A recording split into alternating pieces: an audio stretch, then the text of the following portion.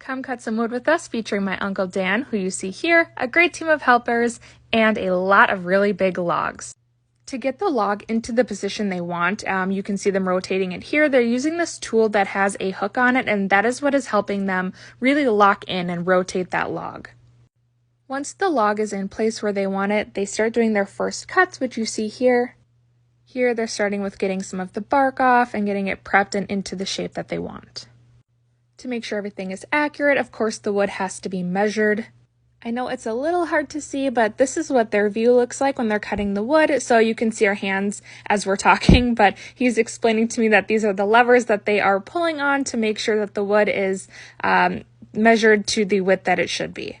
And once it's measured, it can be cut, so you can see it going here down the big blade as well. I think it looks really cool. I like to watch these, and of course, once it's cut, they pull it. Some of these, they move over to the side, which you're going to see here, and some go straight down the line based on what the measurements are, what it's being used for, if it needs to be cut again, all of that fun stuff. I jumped ahead here in the video just to make it a little shorter, but you can see that it's no longer round, it is squared off, big rectangle, and that is what they are cutting. So it goes down the line, they're ready there at the end. They can fold it up from there, and shoop, it goes right down the line. And when it reaches the end of the line, it is stacked, as you can see here. So a fun fact is that this sawmill has actually been in my family for 3 generations. Back in the day, it was used to saw houses, barns, pole sheds, etc. My uncle also mentioned that the mill sawed a lot of deadheads out of the St. Croix River. These were logs that were left behind by logging companies and were free for the taking. This was a great resource as, especially in the Great Depression, no one had any money. This here is called an Edgar Saw and can be used to remove bark as well as cut your boards to the width that you want them. So it is being moved here, as you can see, by our friend Arlene, and he is showing us that this big X you see is what actually moves the blades back and forth. And that in turn is what is setting the width of your wood. As you can see here, they're moving further apart and then they'll move a little bit closer together.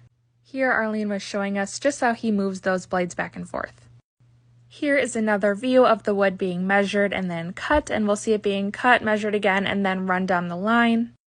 Same process, different wood, different log, but it just offers us another view as to what this looks like as he's cutting the wood, which I think is very neat. All of the wood being cut here was actually done during our annual threshing show, which takes place the weekend after Labor Day every year. The wood is usually either pre-ordered or it is just used as firewood for everyone. If you have any interest in watching in person, this is actually available to the public. Like I said, during the threshing show every year, the weekend after Labor Day, open to the public. Everyone is welcome to come watch. It is super fun and exciting to see.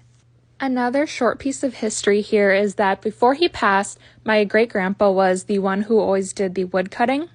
And I was told by my family that he actually cut a lot of wood for the local Amish families. There's a heavy Amish population in the area, and they preferred rough cut wood for their buildings and homes.